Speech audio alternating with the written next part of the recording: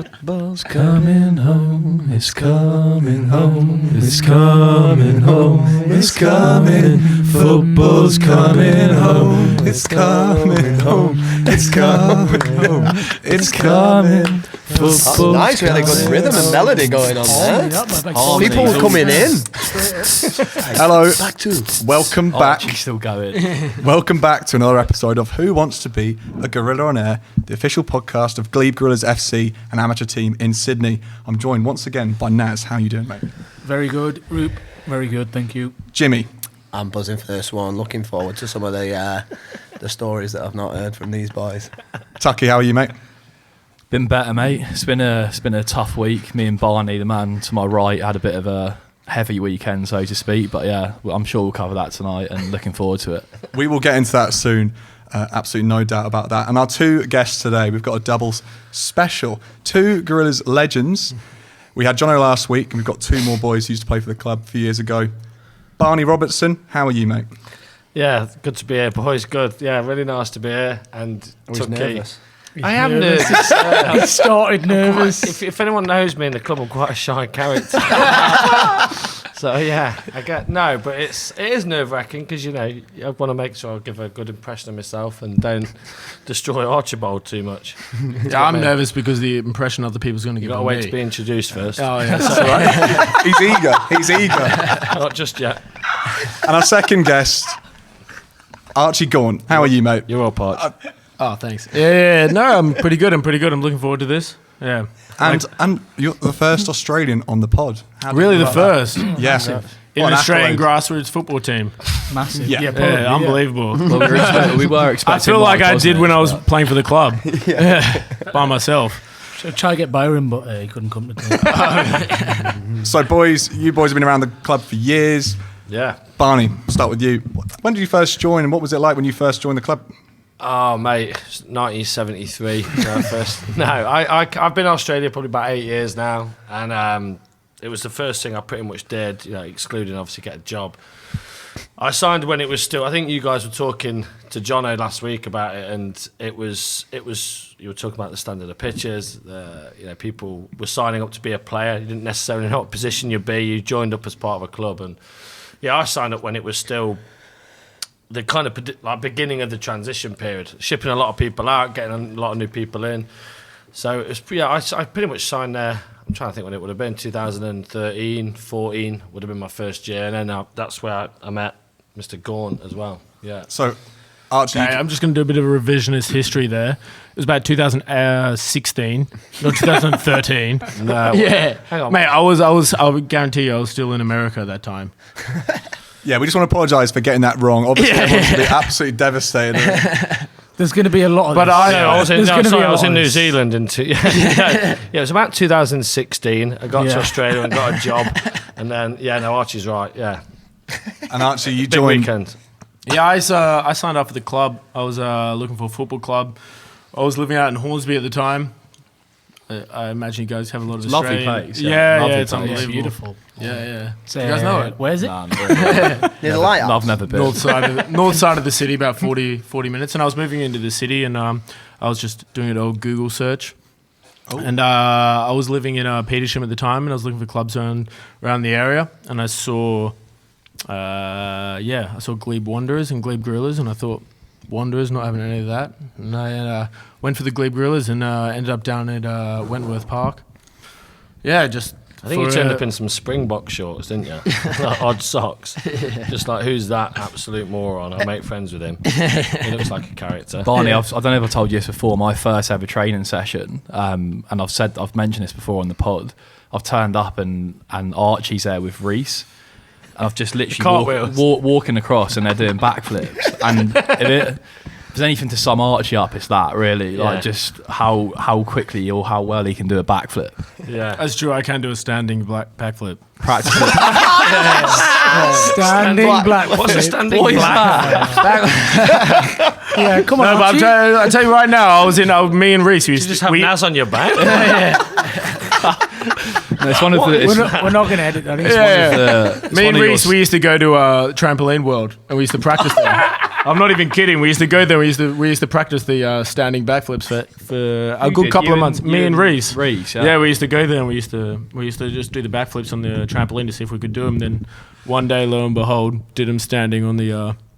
So was the first time you landed it was my first training session? It could have been. No. I would have landed it for ages. Didn't you used to coax? Yeah. Didn't you used to coax like every season? There'd be someone you coax to go and do trampoline with you. We had Ashley Small as well. Yeah. Used to get a few. Oh, we used to play dodgeball. Anyone with borderline ADHD, who were mates for life with Gaunt. Yeah. We used to go ping balls at the. But yeah, it was. Those backflips were the highlight of my Glebe Gorillas career. Oh dear. Why did you never do one as a celebration? You I didn't score that many goals.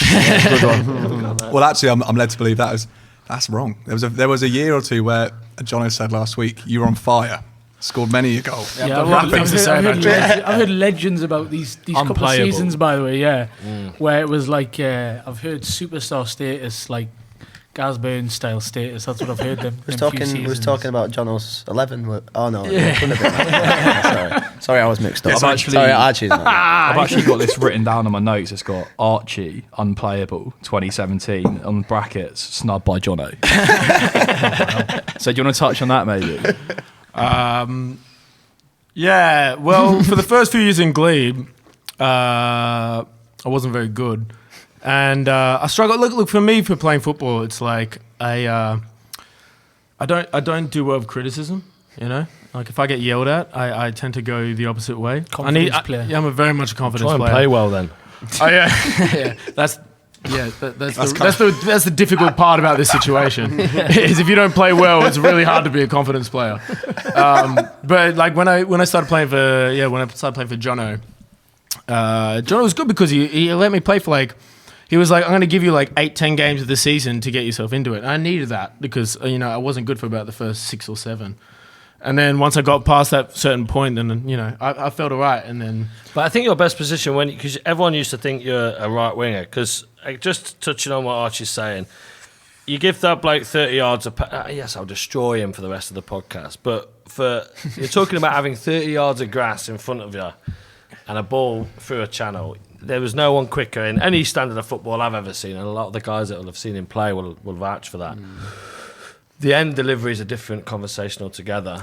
But then I think the genius was when Jono, I think, tried you on the left for a few games, if you remember, and because you're very right-footed, the left foot was a standing job. But when you say unplayable, it was Archibald Gaunt just tearing someone a new one and then cutting in on the right and just scoring goals for fun. And it was unfortunate that was the season I think you got that bad injury, wasn't it, against Lillipilly? Yeah, I did my knee. But, I had one move and it was a bad touch and then run after it. I was going to say... It was very unconventional, though. That's what made very it work. unconventional. Like, people didn't expect... Yeah, if you don't know what I'm going to do, if I don't know what I'm going to do, then you don't know what I'm going to do. No, but it's a kind of backhanded compliment because they knew what you would do, but you were very quick. And I think arguably now you'd still do a job, but fitness... Well, I'm not going to say anything about fitness, but I think arguably you still do a job, but left wing was that turning point where...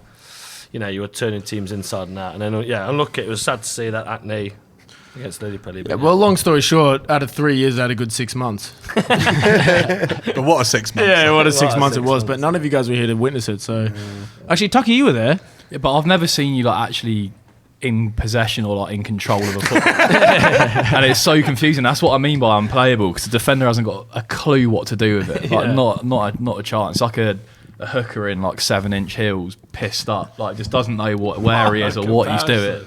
Yeah, it's weird. I think I'm more just like a quick than I am anything, and that just used to get me by in football. Because I tell you what, my touch did not. It was not awful. to interrupt you, but that was where Jono kind of gave you that bit of extra confidence. It was. I did interrupt you, but it was going back to Jono gave you that confidence because he would never blow you in hot air up you and say you're the best right winger this league's ever had, because it was obviously he's not going to lie to you.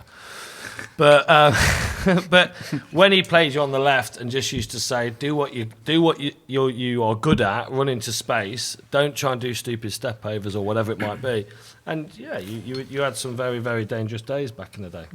I was just going to say, on a grassroots level, to bring it back to grassroots football, you think how difficult it must be at a professional level to like manage players in that way, right? And like keep people confident and know who needs an arm around the shoulder, know who needs like a kick up their arse, and like you hear all the podcasts, everyone always talks about it, but like to do it at this level is even more important, right? Because you're all meant to be pals, you're all there doing it for fun, but at the same time you still need to understand like who's a confidence player, who is not a confidence player, who's going to react well. Deck hasn't really got that Deck down hasn't, Deck hasn't got the grasp of it.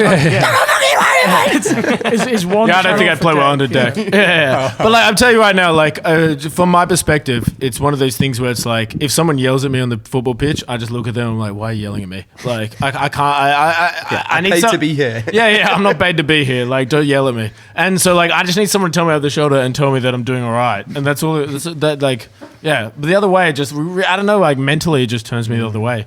I just can't. I just don't respond to it well. So, like I said to Barney earlier, he's the deepest thinker in us, but yeah. in more ways than one. Yeah, he was. Yeah, we can get onto that later. Well, that's, I guess that's something we'll touch on because Archie, you're leaving Sydney. This is one of your second or last days in Sydney. Is that right? Yeah, I got 3 days left in Sydney. Because you're going to do a psychology degree. Is that correct? Yeah, I'm off to do a psychology degree in Melbourne. Yeah. Wow. There we go. Yeah. We'll get onto Archie's philosophies later on the pod. I'm sure a lot of people don't learn understand why you're trying to better yourself. Walking dogs for a living's fine. It earns you a wage. You're going to try and better Nobody on the yourself. podcast has any context. So Barney, on to you. Yeah. Midfield dynamo. Score from range. No? Wow. I mean, we are talking, I'm 37 now. So I think everyone will kind of, who's in that similar bracket, you get further back, don't you, every year you get. I think when I was like 20 odds, back in the day I'd play up front and whatnot. But I for the whole pretty much time I've been in Australia, I've been in my early to mid 30s. So yeah, always kind of played towards the back. And I'd always put my hand up if they needed a quickie right winger. Or holding a false nine, but yeah, never got the nod. It would normally be anywhere at the back. I played a few games in the first back in the day. Obviously, my dates are wrong, so I'm not going to get any more dates wrong. But there was a few games before Tucky's era, before all your boys' era, really, where I'd play a few games for the first. Archie was always one of the, names on the sheet, and I would play a few games. But I was captain of the Resis for I think 4 years. During that time where we had the unbeatable season, you were talking about El Presidente before. We never lost a game, and we did this Nike advert where it was WWWD for draw, WWW. We drew one and won the rest when I was captain. Won the League Cup double. What's the standard of opposition like? Yeah. Well, I think unbelievable. There were so many good. No, I think Johnny mentioned it before on a previous cast. Back in that day, there was probably 3 or 4 teams that were. 2 that were pretty good, 3 or 4 that were competitive. But I guess the one thing that Gleb's always had is that kind of, positive, really well thought out, camaraderie. Camaraderie, but we always recruited well, and that's never stopped and that's never changed. And we always recruited not just the right players, but the right characters and stuff. And we won games with characters rather than just having natural raw ability, just because of the bond that we would have and stuff. So they've always done that well, and they'll always continue to do that well. And hence why me and Gorn still go and watch games and stuff. So yeah, and you were involved with another team, the Gorillas. This is a new team, the Over 35s. Yeah, led by Podge, who we've mentioned a few times on this pod. Do you want to touch upon the Over 35s adventure? This could be triggering for him. No, look, I mean, I had this chat with you, Roops, before. Like, I loved playing. I still love playing. I'm not hanging up the boots. I'm not like completely gone.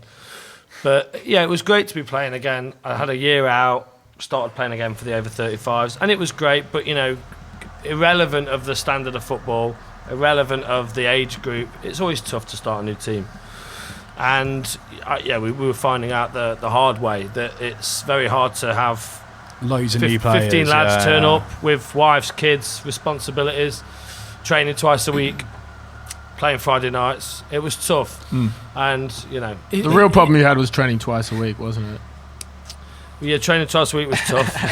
Is there you might even be it was a while ago since you've been training with us and stuff as well, but can you see like a big difference between, if you come to our training, it's quite intense, like people are getting after it and shouting. Massively.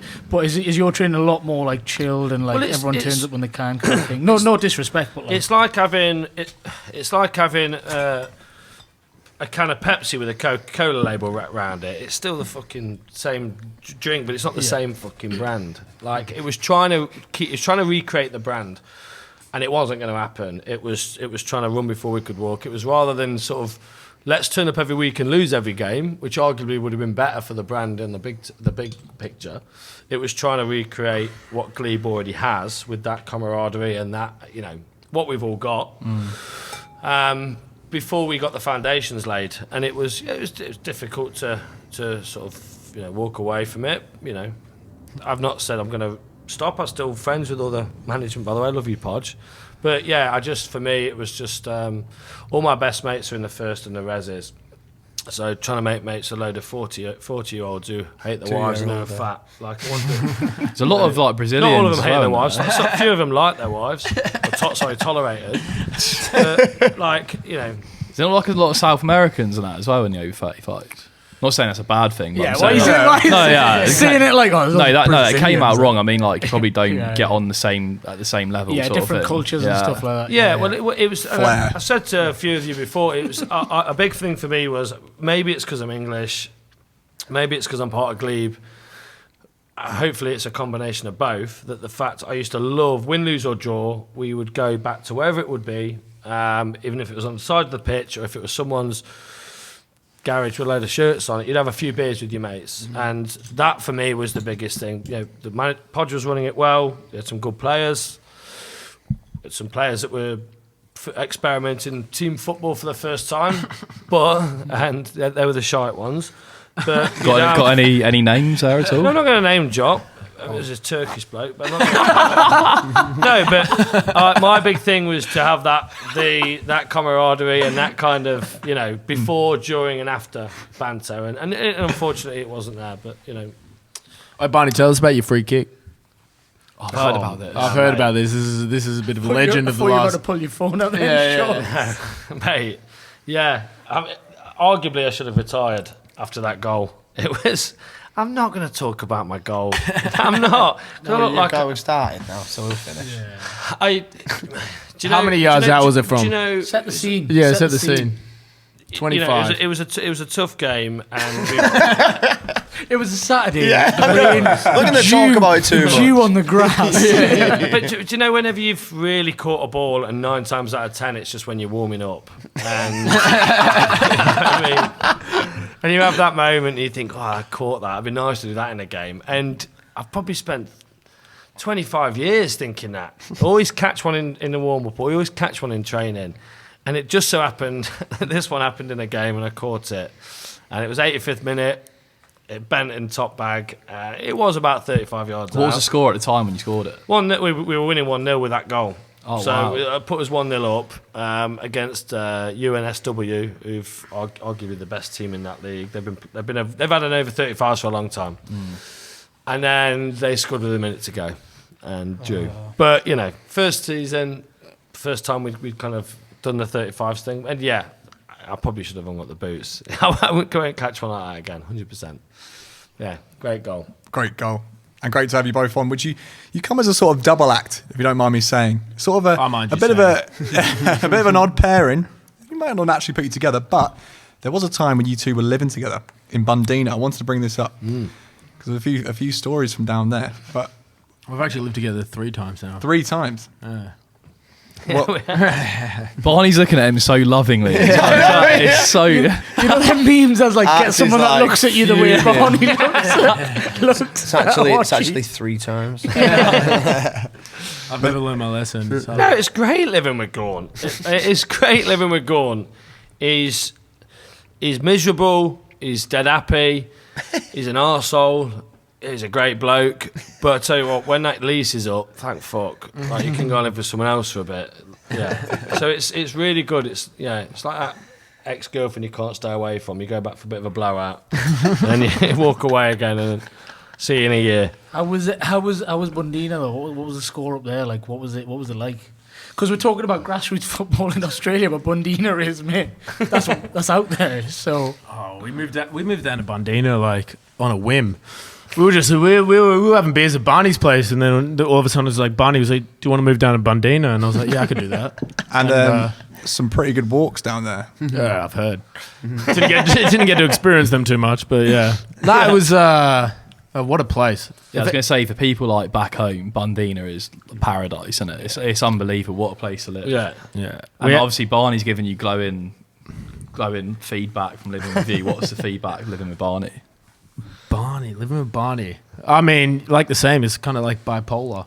It's like you get the good and the bad. Barney spends money like I've never seen anyone else in his life. Earn a lot. Yeah. I do earn quite a bit, yeah. Yeah. Make it rain. He buys the iPhone 11 when the iPhone 12 is just coming out. Like it's unbelievable. What job you got? I'm going to study because no one will give me a job in Sydney. Well, going back to the double act thing that I was saying before, the reason I wanted to bring up Bundina up is obviously in terms of to stir. Huh? You wanted to stir, Ruby. I wanted to stir, yeah. Right, yeah. I'm keeping that in the pot. But in terms of, you just mentioned then, you got an iPhone. I know for you, we were talking before about sort of materialism and things like that. I wanted to ask you about your silent retreats, your philosophy on life and how we should approach it. Archie, come on, Don't get shy now, bro. Don't get shy now. Yeah, I'm a little bit shy. I suppose what you want to know about it. Like, yeah, I've done a fair few 10-day silent retreats. I've done 3 now, and I'm pretty into meditation and philosophy of the mind. But what do you want to know about it? If you give me some things, I can kind of tell you what. Why don't you guys give me some questions and I'll answer them? That's probably a bit easier than me just rambling about meditation. My first question, genuine, is what is a silent retreat? So you literally just don't say anything for 10 days. Yeah, so you go to these you go to these kind of you go to these kind of places that are. A couple of boys just left because they were so bored of it. Yeah. Good story. Yeah. So you go to these places, right? And then there's a bunch of people there, and then you just basically go there, and the idea is to meditate for 12, 14 hours a day. So when you go to them, you're not allowed to speak. You get given food, and you basically sit in a meditation hall for hour and a half at a time, and then sit there and concentrate on your breath. And after a long time, it does some things to you. It's a bit of a different experience. Were you doing this during playing football? Because it's very refreshing to have someone at the game in our club. No one really meditates, right? No one really talks about meditating. It's like in a dressing room, it's all about lads. So it's quite refreshing when someone is like, I actually meditate. I find it interesting. Were you doing it during playing footy as well? Or no, I never. I got into it when I was about 27. When I was growing up, I remember when I was growing up, I used to see my dad, and he used to when I'd come out in the living room, my dad would be sitting there meditating. My dad's a bit of a Buddhist, so that kind of stroked my interest in it. But in terms of meditation, for me, understanding about what's going on in your head is paramount. So, for people, I know a lot of boys talk about mental health and stuff now, and there's a big issue, especially around footy teams and stuff.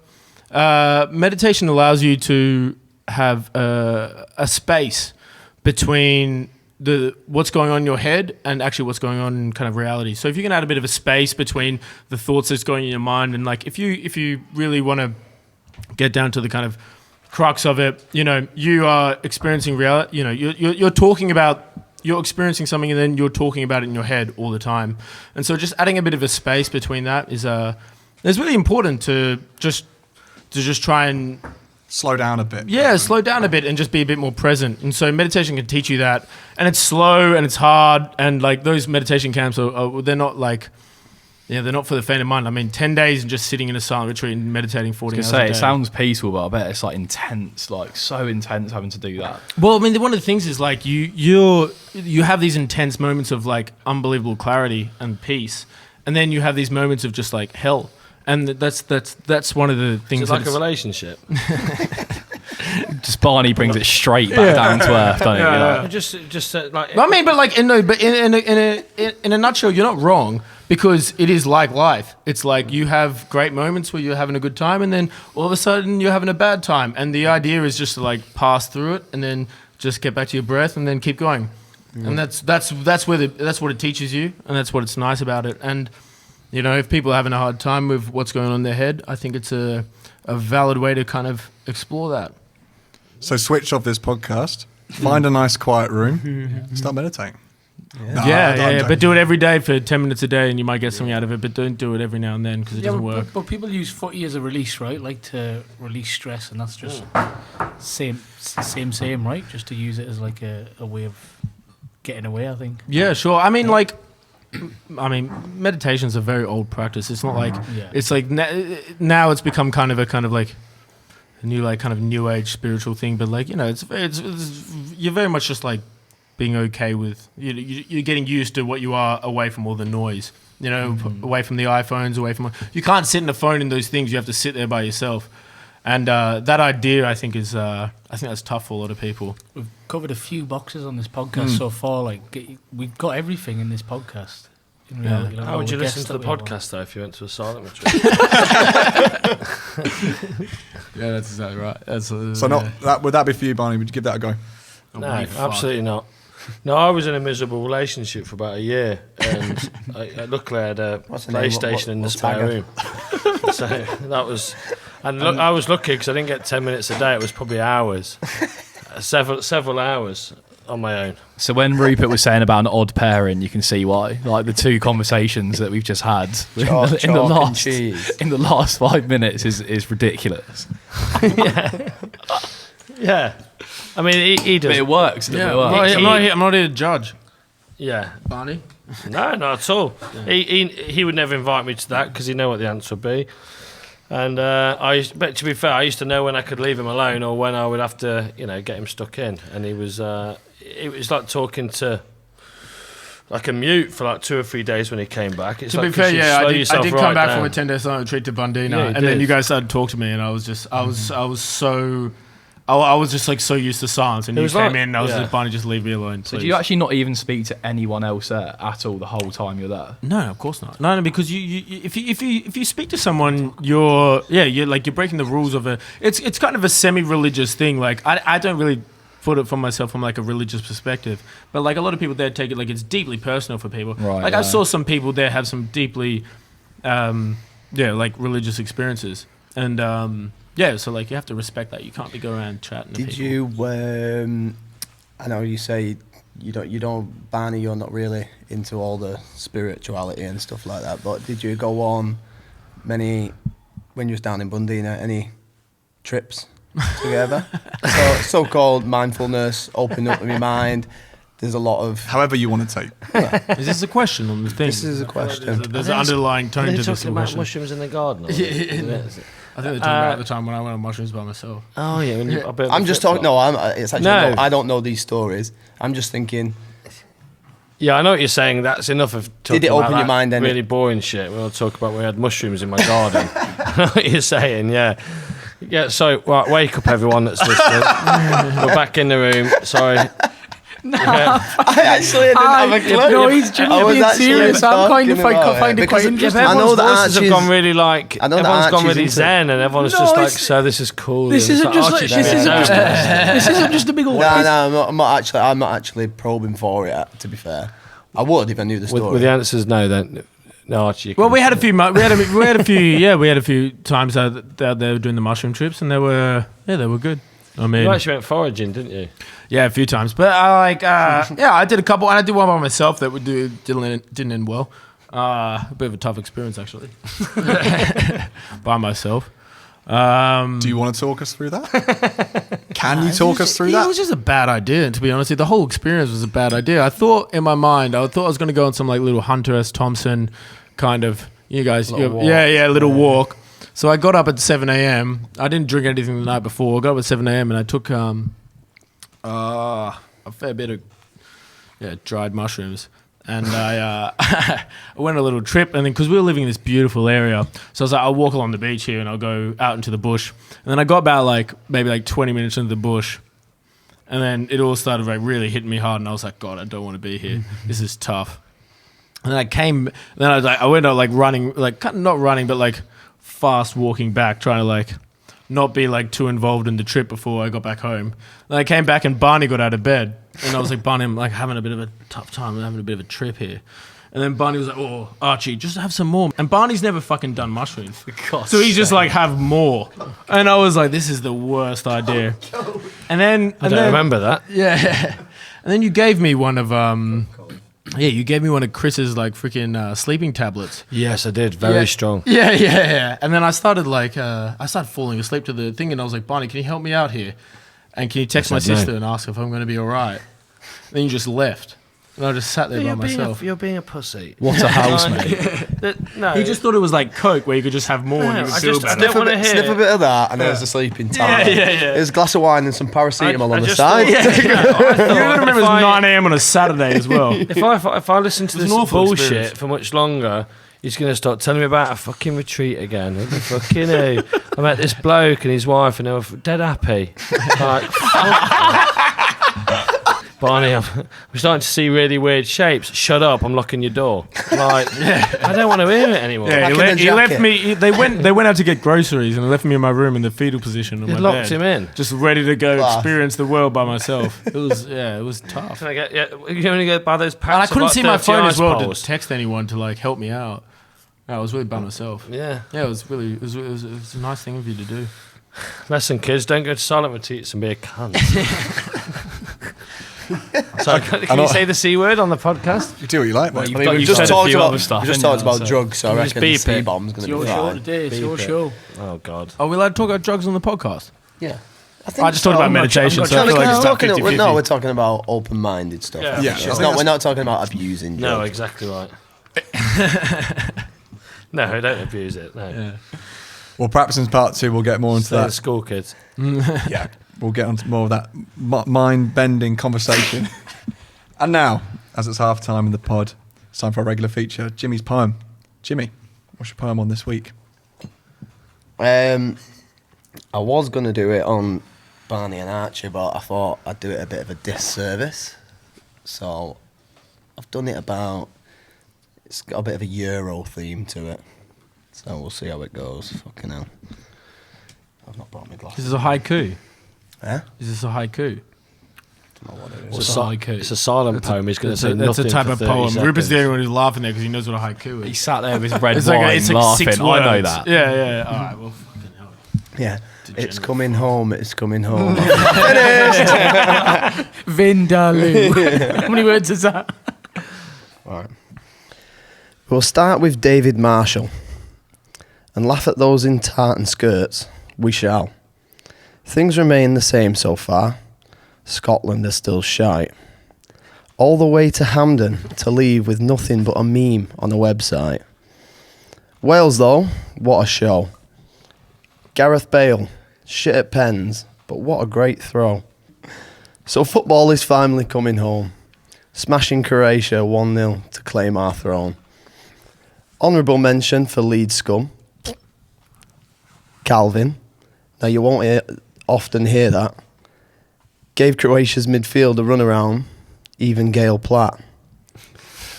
Sporting Globe was a place for me, covered in piss, how it should be. The big one is this Saturday though.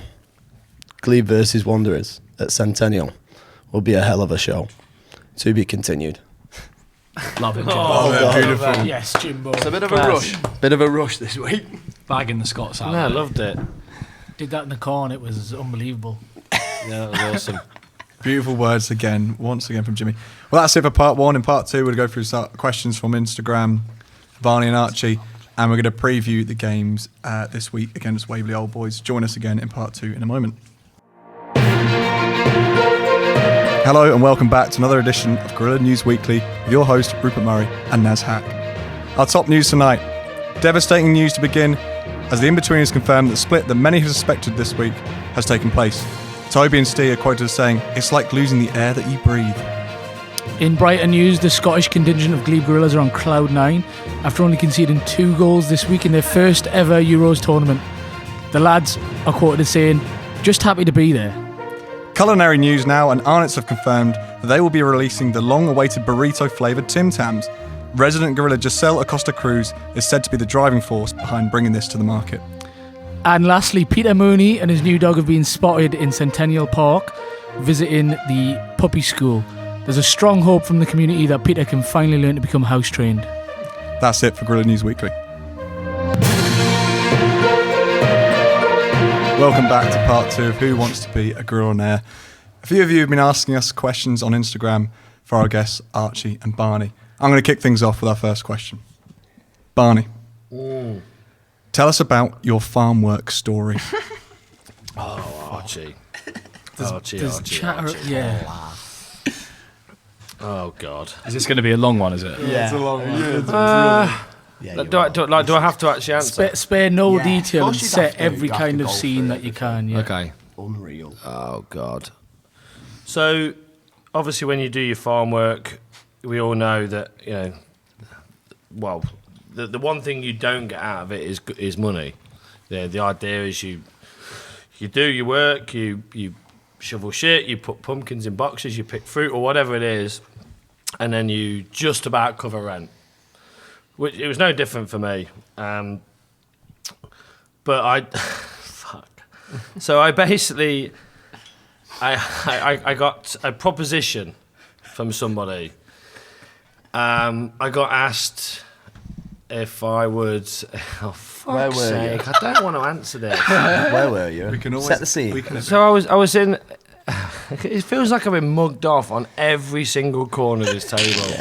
Because I was in a gym, right? Yeah, and if anyone's ever met me, I look like someone's cum in a blanket. I look like a Greg's steak bake or whatever. So anyway, I was in a gym. Teddy wasn't working in a hostel, so I needed to watch MTV. No, I was actually working out. Fuck hell.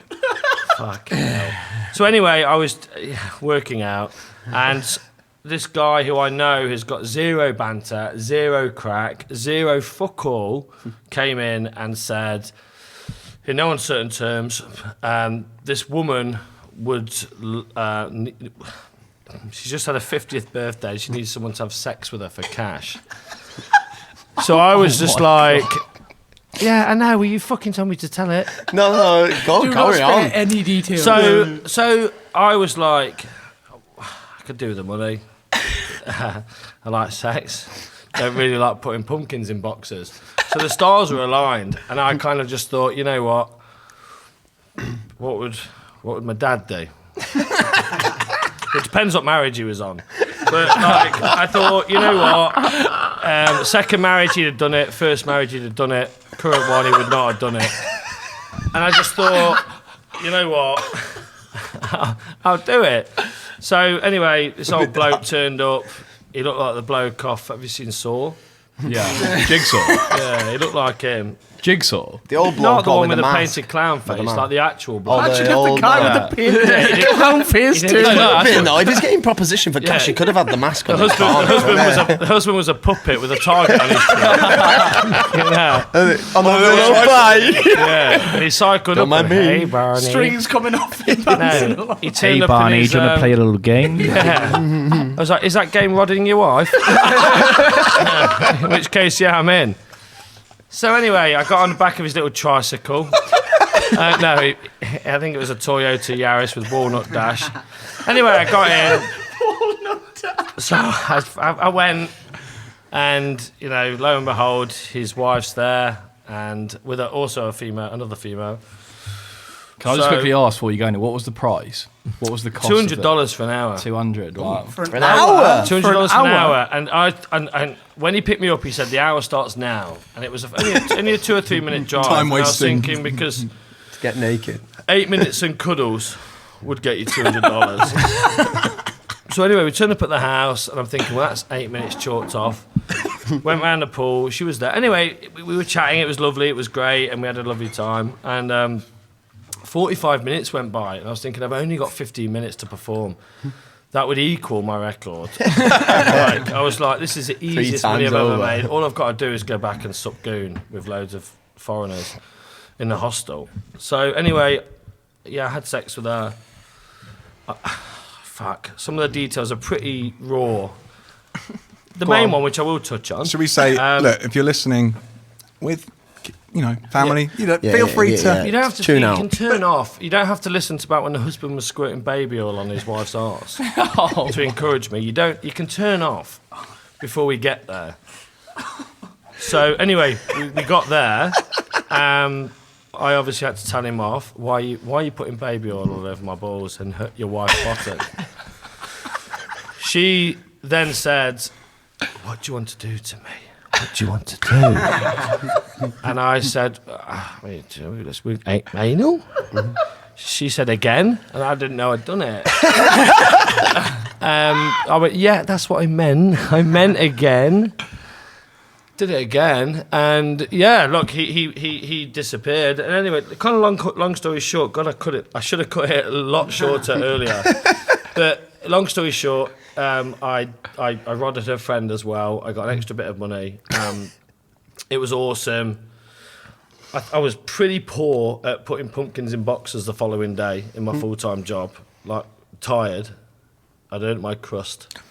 What happened the next day of the two? No. What happened the next day of the two French lads? Yeah, well, that was the thing. I said it was really weird. The husband started trying to lie in the bed and stuff, and I was like, "This is a bit odd." So anyway, I pulled the ejector seat on it. All of it's been fine up to this point. This is a bit odd. Talking about the bloke on saw lying on your bed looking at you, like it was a bit odd. So I pulled the plug on that. The ejector cord was pulled, and the next day, his wife said she wants you to come back again. I was like, "You fucking know, damn right she wants me to come back again." You're welcome. So anyway, I didn't want to do it because it was obviously really, really freaky and cringy. Found two French brothers. They agreed to it. I got paid for sourcing them out. Went from gigolo to pimp. Yeah, I was just about to say. You're welcome, Griffith. Griffith, is it Griffith? I've got to say, What a story! Yeah. I was going to say, this is about backpackers playing football. That's relevant.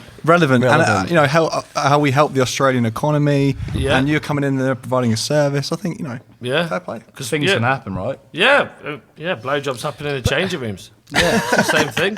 Not our changing rooms. No. Probably just like Phoenix and Ramwick. No, Sydney Rangers. So that was our first question on Instagram. Coogee. Have we got any more, lads? Okay. I mean, I've got one. Stories from. Please hope it's for Archie.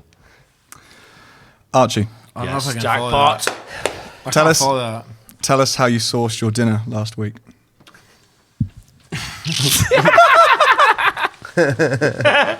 This does eclipse mine. Happy. From what I've heard as well, before he goes into it, is he's been speaking to my missus, and that's basically what's happened. And I'll leave it with you, Archie. So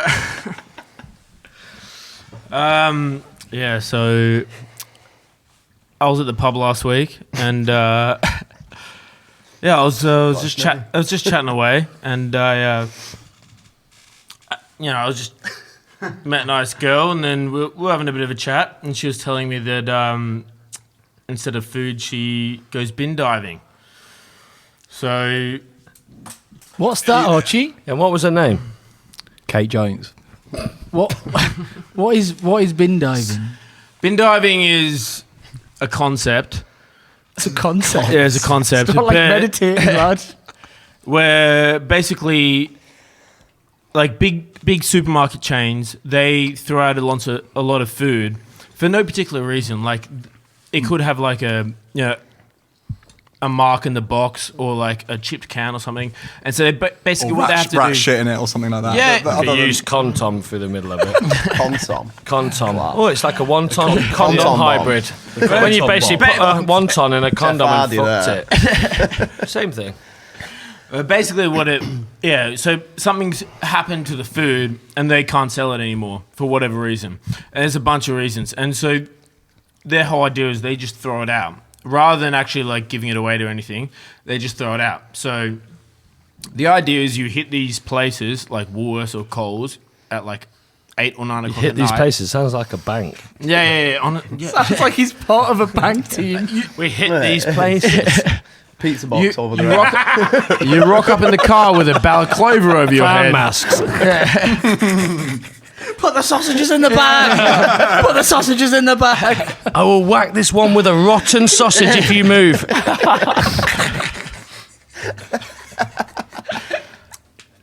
Anyway, so carry on. We digress. Yeah, and then so essentially you go to you hit up these bins at like 9 or 10 o'clock at night when the odds are they're going to be throwing out these things at the end of the night, and you go and grab this food.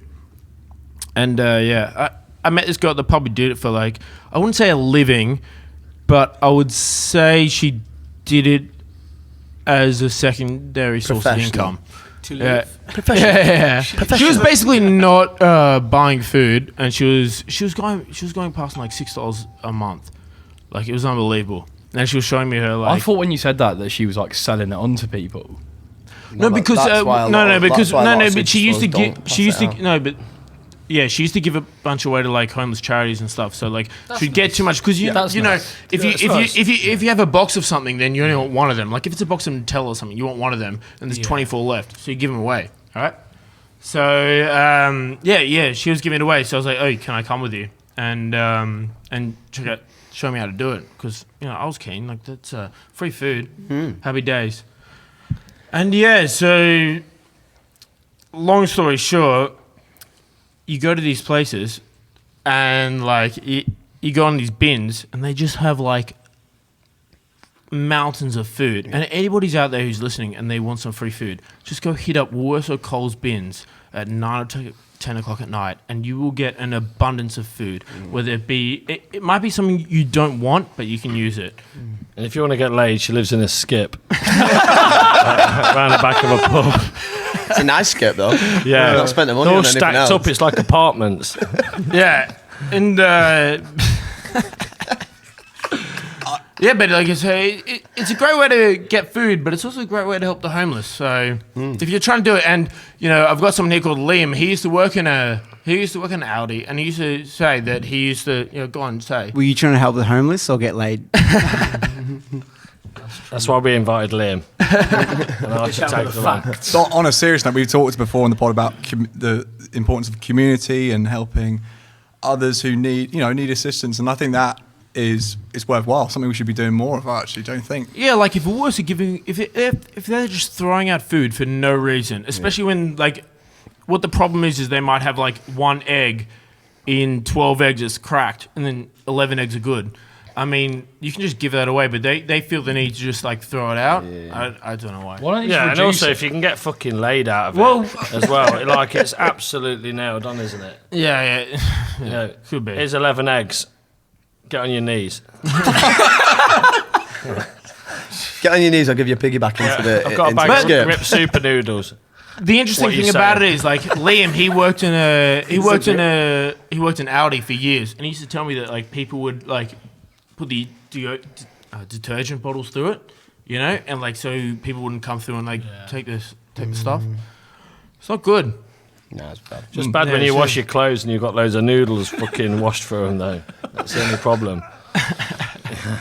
Clean clothes, but just noodles everywhere. Well, I think it's a worthwhile cause, and Yeah, well, if you can do it, then devote your Sunday night to it. I reckon that's the next. Didn't you get go around a charity night? Get all the boys out. It's a good idea, but I think Archie actually got pied off that night, though. What, Moral with a used pie? It's great for charity, and he actually got pied off to raid bins. You're not going to get any lower than that. If a girl says, "Do you want to meet for a gin and tonic?" and she says, "No, that's bad. Do you want to go and raid bins?" and you get pied off for that. That's low. Well, yeah, low, as you say, Barney. And I've got another question, another culinary question from Instagram. Obviously, you're talking about that's a low thing to do. Question from Coopsy22. How many pints of Jig's piss did Barney down? 1 or 2? So this is interesting because I went to the Vic on the Park last Sunday, and I met this girl, and she said, "Do you want to eat loads of rotten eggs that are broken in the bin round the back?" And I went, "You know what? No, but I've got a mate." Yeah, no, Jigger's piss. Yeah, I drank it a couple of times. But if you've not met Jigger, if you met him, he's the sort of bloke you meet and go, God, I drink his piss. Great, literally he's Glebe Gorillas personified. And we've been drinking for 10 hours, so it's just warm water, let's be honest. It's not like you've just whipped it out now and just after a couple of beers and it's like really sugary. It was warm water. Fair enough. And shout out to Jigger, So was it 1 or 2? I think it was definitely a couple. It may have been several. I was there for it. It was absolutely horrific. Full pints. Yeah, it was a full pint. I'm not a cunt. It's quite rugby, that, isn't it? Yeah, real rugby. I've seen Jack Walker do it a few times. He was at his kitchen bench. And he pissed into. Hang on a minute. I was there. He pissed into a pint glass. Yeah, but he said. He goes, anyone want this bun? I was like, oh, sorry. No, he said he had a 1-bedroom apartment, and I said to his girlfriend to try and be obviously gentlemanly. She was a Mackham and she was a lunatic, but lovely. And I said, "Where's your toilet?" And she goes, "There's only one, and it's just past those 15 people queuing." And I said, "Oh yeah, okay, I'll wait." And when you're a guy and you've had it's probably the same for girls, I don't know. But when you're busting for a wee, it doesn't matter how many distractions you have, you can't not think about having a wee. And Jigger just said, I just piss in the sink. And I'm like, I'm not going to do that. It's pretty disrespectful. And he goes, just do it in the cup then.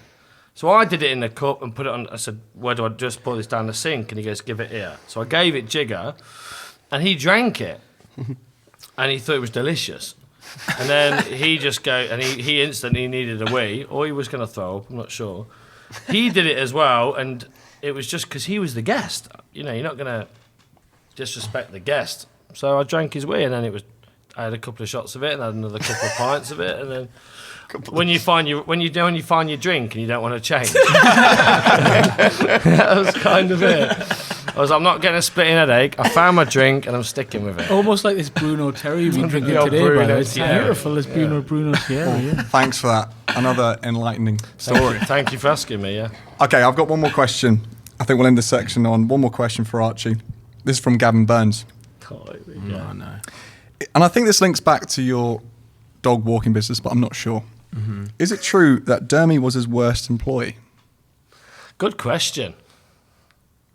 Is Dermy going to be listening to this? Yeah. I'd say so, yeah. Probably in a couple of months. Nah, Dermy was alright. Is this linked to you walking dogs? Just for yeah, because when I was living with Dermy, I had for all the listeners who don't know, I had a dog walking business for 5 years. So, and I was looking for someone to work for me. And Dermy, he started working for me for about 3 weeks, and it was and he was out of a job at the time, and I was like, you can come work for me. And then after 3 weeks, he didn't register that he wasn't going to get paid the same as a whatever he was doing at the time. And but what? He told me stories where he went to the park with a bunch of dogs and he just let them off, and he was like, this is tough. Yeah. It's because all the dogs would run around him and he didn't know how to actually control them. And and maybe that was on me. Because that's like deck training, isn't it? Yeah. I'd love to see Dermy. You're shit. You're shit. That's Dermy. You're shite. You're shite. I think there was a moment there, wasn't there, where because he was waiting on a visa, so you really helped him out a bit, didn't you?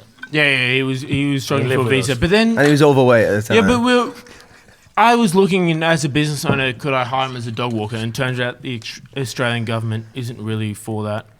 Dog walkers getting visas. It's not on the skills list. It's not on the skills list. It's not on the skills list. There's not a shortage of them either. So, so I don't think that's it's just too normally much owners with their dogs. Yeah, and it's not like we're acquiring English people or Irish people to come over and do dog walking. I love. The Irish are renowned for being great dog walkers. I love that Gav Burns has asked this question because Gav Burns is actually Dermy's boss right now, so he's obviously asking because he thinks exactly the same thing. Was he good at dog walk? Was he as shit at dog walking as he was getting labourers into bricks in a fucking wall that's only a metre high? How can you fuck it up? Because he keeps bringing people in from Glebe Gorillas, that's why. You got me a carpenter. Yeah. You got Robbo a job, that's why. Oh, God. Get him over. But honestly, it was fine, but I'd love to have him in the pod. The biggest issue he had was I had a female employee. It was... A bitch. No, that's the dogs. That's the No, clients. no. That's the clients. That she was a No, Doberman. she was lovely, but she was very attractive, and I think he had a bit of a crush on her, and I think he had to. Cage her. There's a lot of, Right. there's a lot of It's gonna be awkward tougher. faces here. So we got one more question. Oh, this is a story. Go for it. Well, this is a live question. I'm just wondering to know if Archie's been arrested at all in the States. Yeah, I've had a couple of stories in the States. One time when I was in college in America, and I had a big evening back in the bars, and I was walking back. Being silent. Well, I was walking 12 back hours. with my mate, and we were strolling through the college campus. And if you know anything about like American college campuses, the president of the campus, they always have like a house on the campus, and they have this like amazing grounds, right? And we were pissed, and we were just walking through, and like, this is amazing. And then we went in, we just kind of strolled in there, and we found like they had like a garage.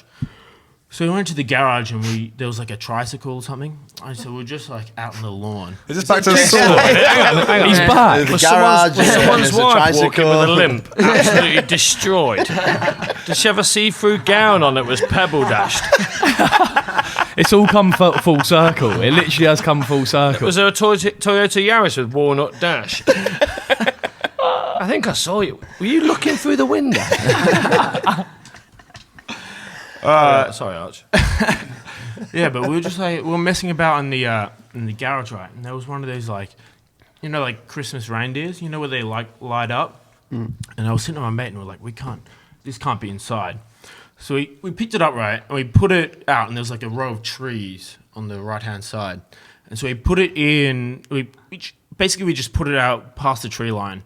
And then as we walked outside the trees, there were like 16 policemen, all up, with their guns up, and they were just like, "Get the fuck to the ground!" And I, you know, my first thought With was, a reindeer in your hand. yeah. My first thought was, Tell him a story. no, honestly, my Get the first, guitar out.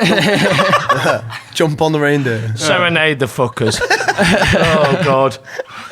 but yeah, if anyone follows the news, like American police, Any news fans out there? American police are like really trigger happy. Pretty. Pretty. Pretty. Pretty, Yeah. pretty trigger happy. That's an understatement Yeah. of the century, I Were you think. black But Thankfully, I wasn't. I think The reindeer was I think that's what saved me. There's At the all end of hate- the story is Archie got away free. And there's someone that's dead in a room. just shooting at the reindeer. Get it!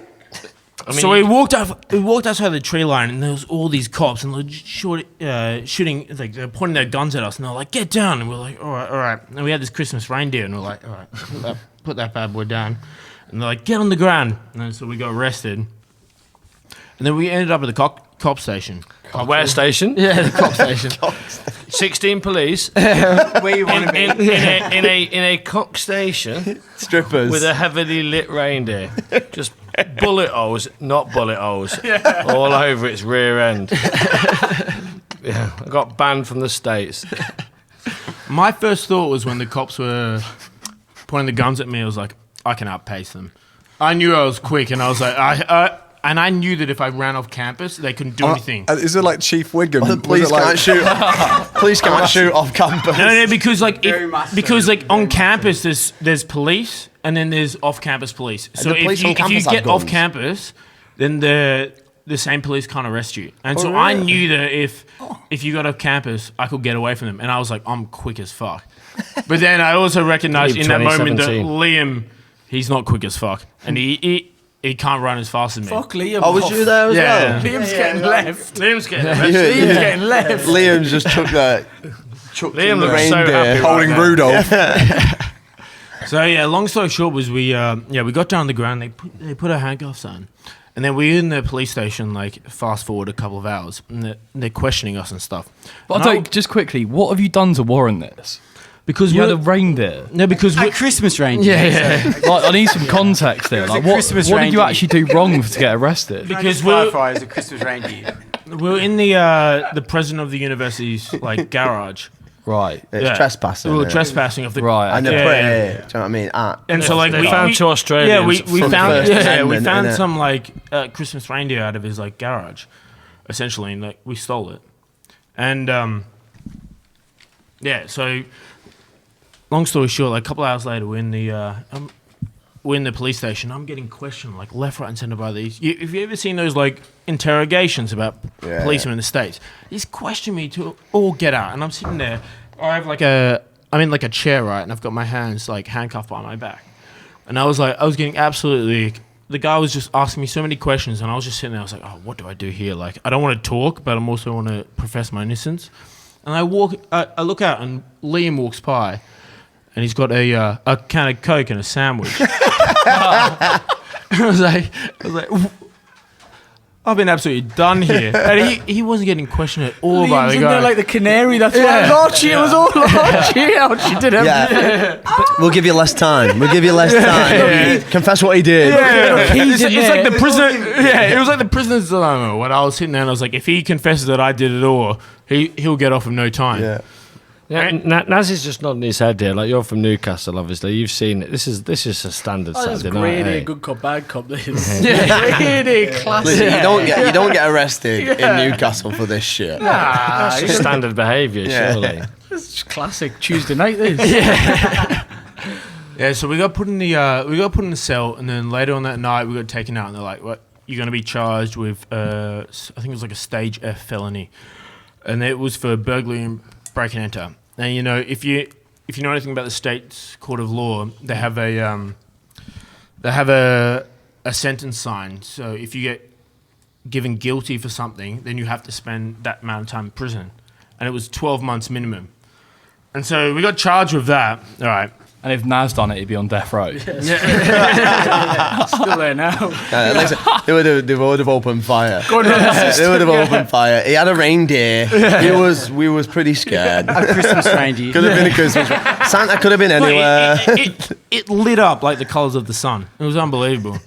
And then like, you know, the worst part about it was like, they said that like if you get to 6 a.m. and no one comes to bail you out, then you have to go to county prison. And that's like, you have to spend 3 days in county prison no matter what. If you get put into county prison, you have to spend 3 days there to get discharged. This is mental. Yeah. This is actually mental. And at 5 a.m., so I was on the phone with the county police, and I was calling everybody I had on my phone, because the only way he'd get discharged was you had to have someone who was living in Manhattan, Kansas, right?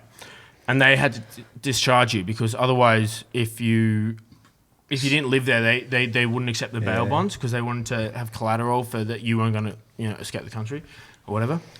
And I was calling everyone. I was calling girls I'd been with. I was. So that was a quick phone call. Sorry. Yeah, I called one girl. Yeah. And is that my weird lecturer that's got a stutter? Yeah. I've been. What do you mean you've hung up? Oh, gone. And give my reindeer back. Christmas reindeer. Christmas reindeer. And so we got to 5:30. We're actually doing this live from the States. Actually, we got a pass to get Archie. Archie's in a chair. He looks good in a jumpsuit, covered in semen. He's just holding up this big black guy's pocket at the minute. How's life? Can I please get out? Yeah. But we'd love you back at the club at one day. At 5:30, I called this guy who I'd met in the pub once, and he ran the Olive Garden, nicest guy in the world. And then I called a bail bond, and I was like, "I've got $500. Can you get me out?" And she was like, "Yeah, you have to pay 10%." And she paid $5.5 grand to get us out. Wow. All right, so we got out at 5:30, half an hour to go before we had to go to county prison. So we got out right, and the guy took us to the Olive Garden. Sound guy, got us a feed, unbelievable bloke.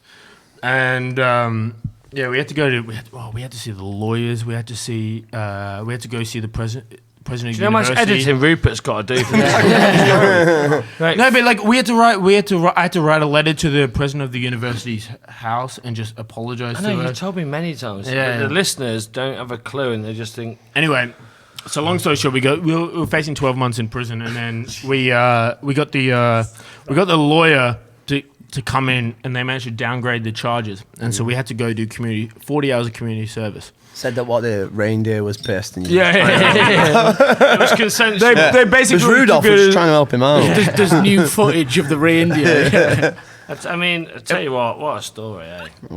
But the fact that that just shows how fucked the American law system is. Because like you've done that in England, you get probably a £90 fine. How many times have you stolen a for sale sign? Or jumped someone's hedge and you just get bollocked and told to go home. Mate, that's the start of it. Like some of the stuff you do in England compared to that, like that's nothing. Where are you from? Well, in any other country, they'd be like, "What were you doing in there?" And we're like, "Oh, we're just having a bit of a laugh." But you know what the funniest part was we went to go to the community service and we were like, and you had like a list, right? So you had like 50 places you could go to, and you got to choose one. And one of the places was the Manhattan Zoo, which was like this little zoo you could go to. I thought you were going to say it was the farm work, the farm work that Barney did. Someone's wife with a massive arse. I want a Christmas reindeer. I'm going to go to the zoo. Her husband's going to incorporate a tiger. Oh, God. So we went to the zoo and we were like, oh, we'll have a couple of doobs before we go hand. And then, so we had a couple of doobs and then we had to go meet at the enclosure to go like clean up the shit. And then, obviously we were stoned and then we got distracted by the monkeys. So we went to the monkeys, and then we just like stayed at the monkeys for like an hour and a half, and we completely missed the check-in time. Yeah, the podcast. Because they were smarter than you, they sort of showed you up. And then they sent us to a church to go file papers. Long story short.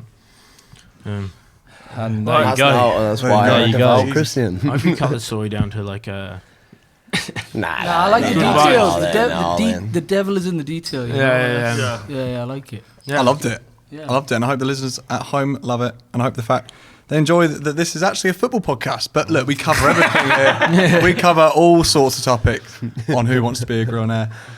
And a quick shout out actually to our sponsors, The Rocks. We've not mentioned The Rocks this week. The Rocks supply us with lovely beers. Check them out. Rocks Alexandria. Definitely worth a visit. Now, the Euros are happening. We mentioned it last week. We had a bit of a preview. This week, all of the home nations teams had a game, and obviously the home nations are represented with it throughout our club. England kicked off things. Wales kicked things off. But let's talk about England first. Big 1-0 win against Croatia. Jimmy, what's your thoughts on that? It's massive, do you know what I mean? Big, battered Croatia, didn't we? Sporting Globe. 1-0 win, battered. What a place, by the way. Place, crowd surfing. It was literally like being back home. The Sunday was unbelievable. Like, yeah, obviously, we sort of got up. The UFC was on.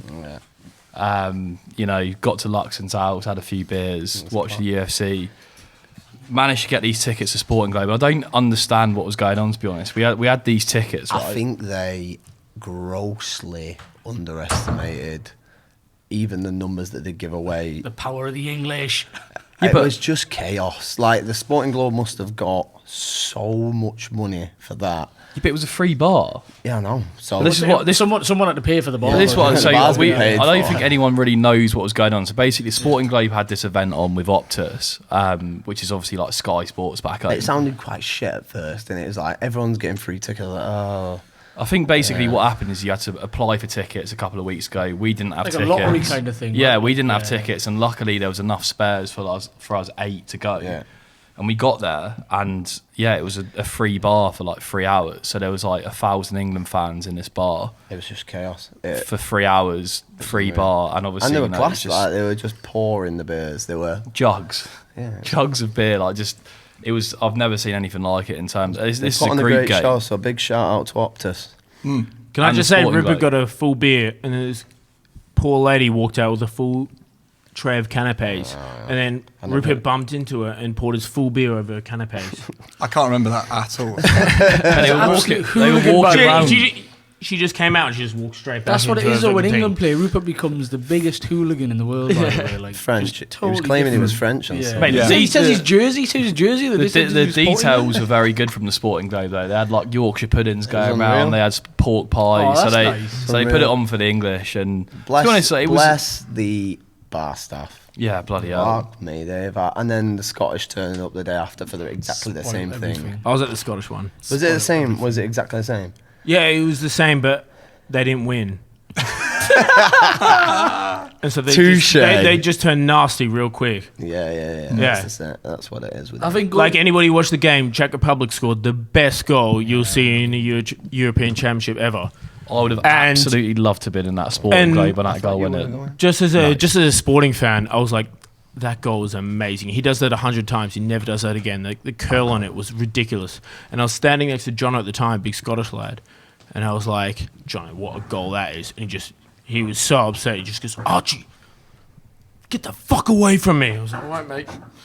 The Scottish were not happy at the time. Scots, though, I thought they were going to get violent. The Scots, it was funny to see them lose, but they could have won that game. They played well. They played very well. They actually did play well. I think it was like they were the better team. Big tournament thing, right? Czech Republic had 2 chances the entire game. But then Scotland had 2, yeah. And that's football. Scotland had about 6. Yeah. The Aussie guy from Scotland couldn't finish. Who was the big lump they had up top? Who was the blonde lad? Yeah, he's the Aussie guy. Was he Aussie? Yeah, because they really tried to get him to play for Scottish Federation. Lyndon Dykes, yeah. One at a time, lads. But he was good. I thought he was good. He didn't finish, but he won every header.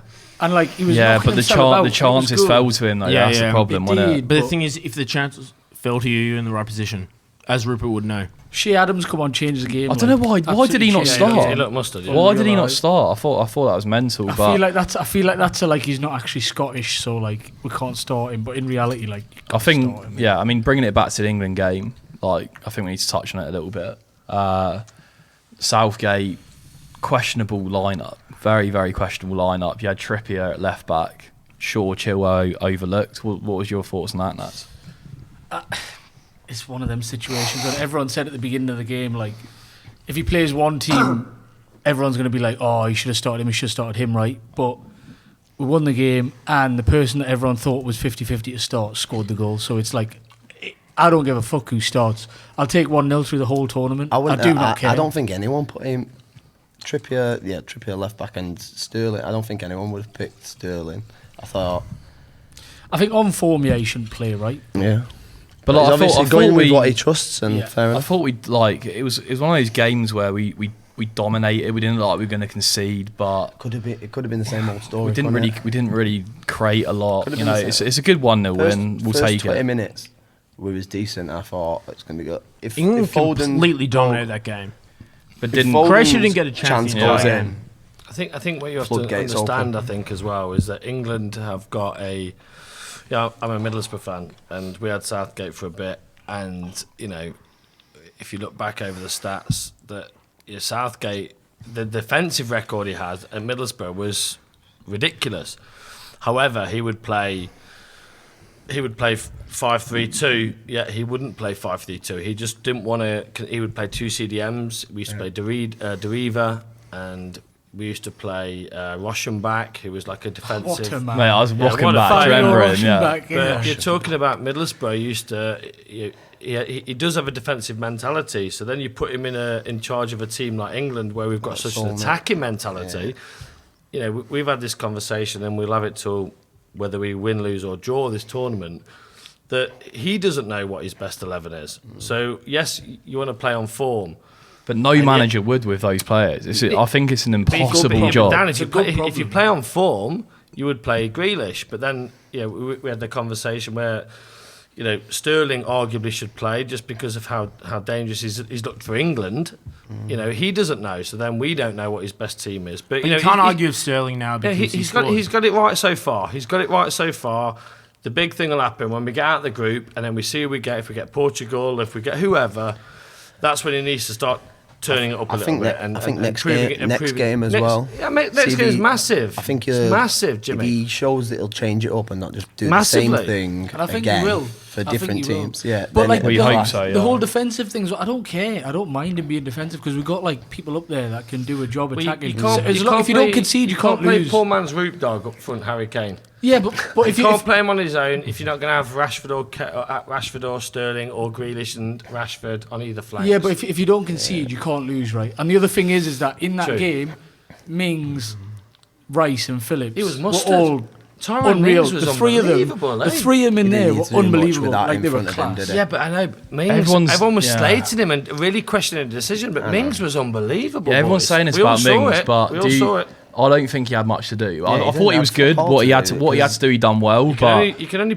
do what you need to do in the game you're in. But if he comes, I really don't think England can go all the way with Tyrone Mings at centre half. And Maguire's not fit, is he? So He's registered himself. The Yorkshire Pirlo, Jimmy. You've got to shout out Calvin Phillips. Like, can we just talk about how England have unbelievable left backs and they play right back at left back? I was about to say that. That's the real key point of England. Like, it's just like choose a right back. Why? Like, I understand you've got a bunch of good right backs, but just choose a left back. The only thing I could choose one. Was he's a right winger cutting it? Look, I think we could be here all day talking about England. Yeah, I think we're gonna. I've got work. Can I say one thing about Southgate? No, he's super defensive, and England are so top heavy. Yeah. Their best players are on the top, and he plays super defensive. And Dele Alli. But first game, let's see what he does. Yeah, Saturday I morning. agree. Yeah, let him see what he's got. He's got a plan. If we destroy Scotland, this podcast gets deleted, because he completely contradicts what we've all thinks he's going to do. Yeah. I think he's got it right so far. He's got it right so far. We'll see. We'll see what happens. We'll see. England, that's it. Okay, let's give it a quick shout to the other home nations. The next game is England against Scotland. Thoughts on Scotland? They had a big. Are we just going to get a score prediction? Let's give a score prediction. Yeah. Jimmy, off you go. We only got 4-0. Why'd you whisper that? That's in the 4-0. I'm gonna go. If he goes 3 at the back, I reckon we'll win 4-0. I'm going to be a little bit more negative. I think it's going to be 2-1. I think it's going to be cagey as fuck. I don't think people think that England are going to go turn them over. I think it's going to be a tough game. I think they're going to play at 120%. It's a massive game. I think we'll edge it 2-1. I reckon we'll get an early goal and they'll just crumble. Arch? Having watched the Scotland game on Monday, honestly, I think it might be a draw just because, like, I thought Scotland were really good and they just couldn't finish their biscuits. Like, they just, every single thing they did, they just, like, their keeper had the best game of his life. And so, honestly, I think it could be a 1-1 or a Desmond. 2-2. Yeah. Give us a score.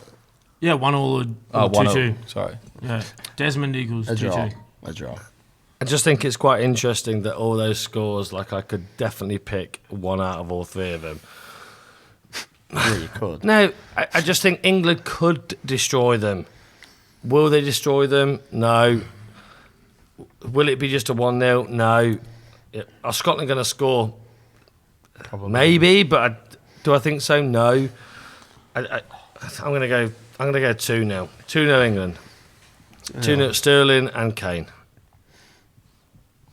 Yeah, I reckon. Liam, you want to jump in for a prediction? The Cats are probably going to win Friday night. Even though Albert's gone last year, like, cut the mic. He's on fire. Yeah, I love that. Fucking gonna kill it. Like 2 versus 3, we're on. I reckon we'll beat the Bulldogs. Yeah, nice. When you say Cats are going to kill it, you don't mean Jimmy killing Jono's cat last week on the podcast. Maybe. I did not kill the cat. I just sent it on its way. I've got a story about killing cats as well, but No. This podcast. Now's England score. That doesn't even go on the podcast. Have you seen the Netflix documentary Who Killed the Cat? I starred in that. Now's England score. Yeah, does anyone else love it when you hear that noise of, like? No, I'm joking. Yeah, I reckon we're going to beat them. But I don't think it's going to be comfortable. I think we're going to beat them, but I don't think it's going to be comfortable. So I'll go another 1-0, me.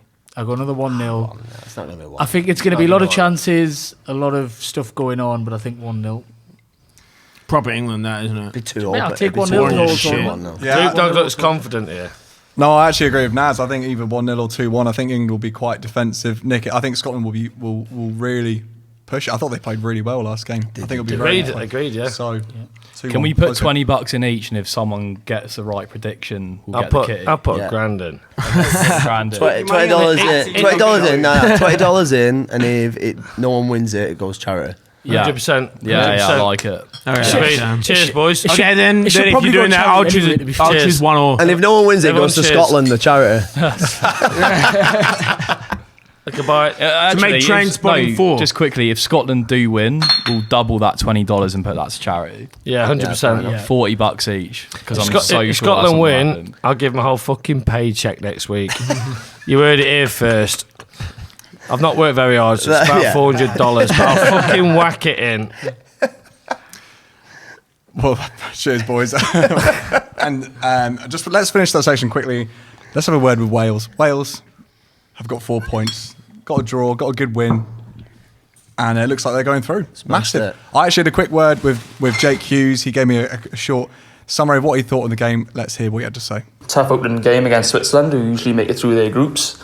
If you asked me before the game, I probably would have taken a draw. And that's exactly what we got on the day, even though Switzerland were probably the better team on the day. And then on to Thursday, Wales finally turning up to the tournament. Gareth Bale and Aaron Ramsey doing bits, creating lots of chances.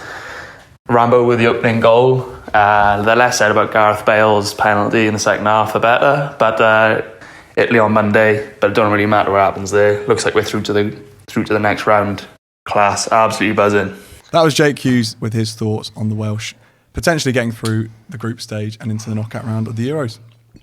Let's move on. No, I'd agree with Jake there. He's brought up some great points. Succinct. I think it was the change up between Bale and Ramsey.